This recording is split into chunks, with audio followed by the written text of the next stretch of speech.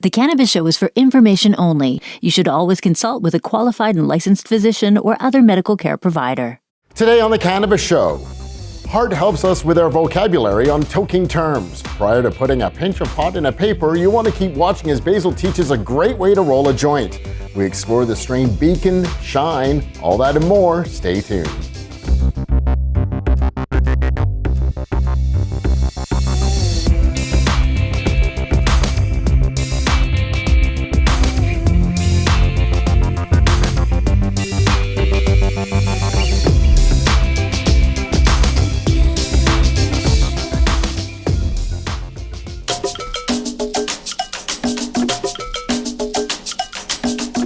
Recently, I signed up with licensed producer Beacon out of curiosity and the fact that they had some higher THC options, something which has been a little less abundant within the first few weeks of legalization in Canada. That'll change soon, I'm sure. However, Beacon is great for anyone with a patient script as they are committed to staying on the medical side. The first and only strain I've tried of theirs thus far is Shine. It has been said that Beacon Shine is a close resemblance of White Widow, one of my personal faves, with an extra punch of sparkle in my personal opinion. Opening the bottle, I saw dense buds and abundance of crystals with a very pungent smell. Clocking in at 19% THC, I couldn't wait to try this product. Set up for a night of hockey and football, Shine did the trick. I was relaxed, alert, and enjoying all the flipping back and forth of the games. I also prepared supper for my wife and played with the dogs, and I can't wait to do that all over again. With caryophyllene leading an already steady terpene profile, the explanations of what Shine did for me seems to compare with what caryophyllene is supposed to do. Shine by Beacon.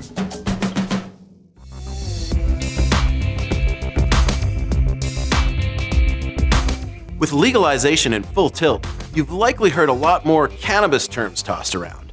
This new segment will break down some slang as well as technical terms in this blaze new world. So here are a few to get your vocabulary up to speed. Rosin. Rosin refers to the product obtained after an extraction process that utilizes a combination of heat and pressure to squish resinous sap from your initial starting material. The result is a translucent, sappy-like product. BHO, or butane hash oil, a very high THC concentrate created by running butane over the cannabis plant matter. Oh, and by the way, concentrates aren't expected to be legal in Canada until October 2019. Blunt.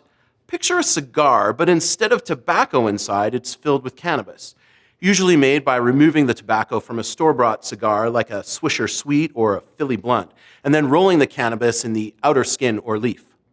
Stay tuned for more token terms in upcoming episodes.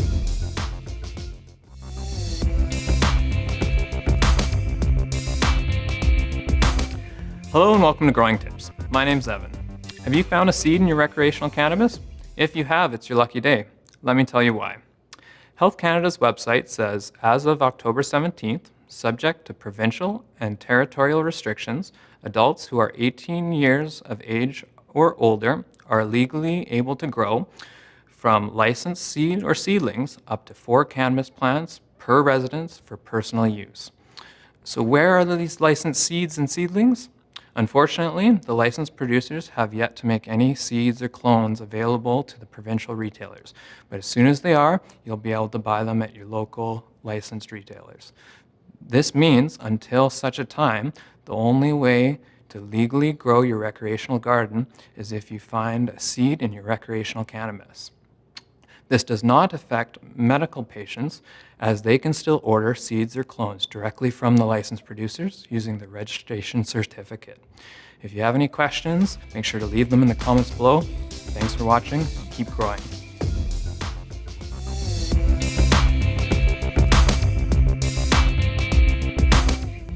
So you've broken down your bud and you've chosen to roll a joint.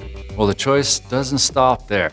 Rolling papers come in all shapes, sizes, and materials. If you're looking at the wall of papers and you find yourself feeling lost, best to start with a standard inch or inch and a quarter, and start with one that's not too thin before adventuring into the world of king sizes and rice papers. After getting the feel between your fingers, be sure to transition to something thinner to improve the quality of your smoke. I thoroughly enjoy rolling joints of all types, and even though I prefer to skin up with a filter for this demonstration, I'm going to be happy to roll with and without.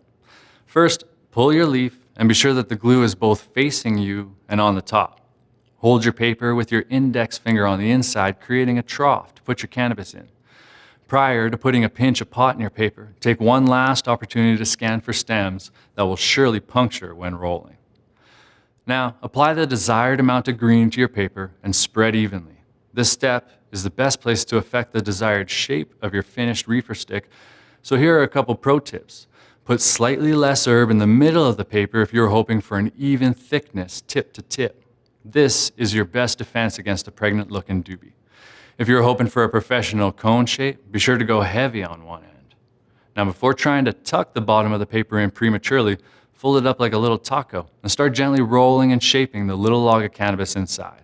If the paper is not rolling smoothly between your fingers, don't be afraid to apply a tiny bit of moisture to your fingertips to help you get a grip, but don't get sloppy. Be sure not to apply too much pressure when rolling. If the joint is rolled too tight, it'll be difficult to smoke. When you're happy with the shape of your joint, slowly draw the bottom of the paper down to meet the tips of the thumbs. Push the thumb tips in and under the index fingers behind the paper to tuck the bottom of the paper in behind the cannabis. Continue the roll of the thumbs up the index fingers, pausing briefly just before the end to moisten the glue, and then spin it up.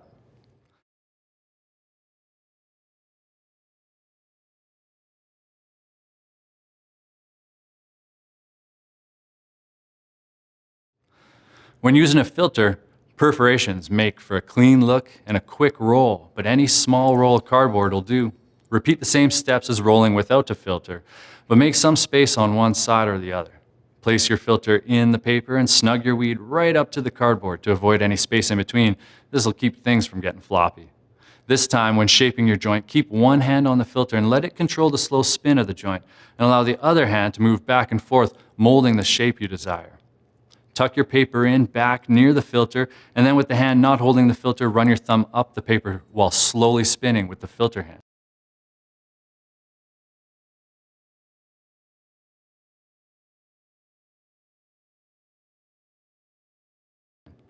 Pause briefly to moisten the glue and spin it up. Tap your joint lightly to settle the cannabis and firm it up if necessary, then give it a light.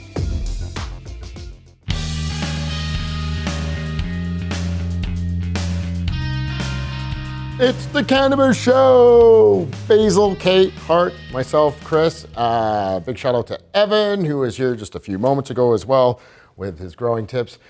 And here we are, our first few weeks into legalization. And, have you got, are they called dispensaries? What do you call a store where you go to get cannabis? Not a dispensary. No, it's Let's not call them dispensaries. Dispensaries kind of connotates medical. Let's just call them cannabis stores. They're cannabis stores. That's what it's a liquor store. There's a cannabis store. Yeah. Grocery store. Cannabis store. So I haven't been to too many yet. My first story, I went to one on the opening day. I did wait for 3 hours in line, but I think that was cool. I had no problems doing that.